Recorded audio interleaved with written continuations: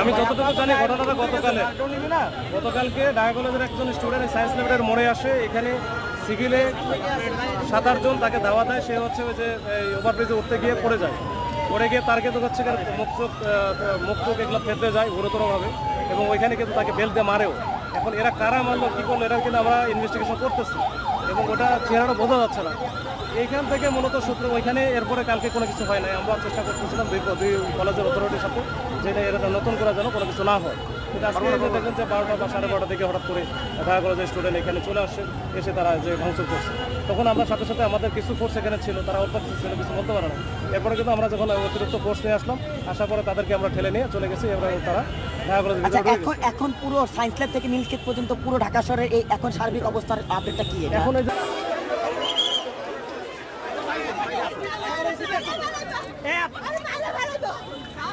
কেউ মারবে না, মারবে না।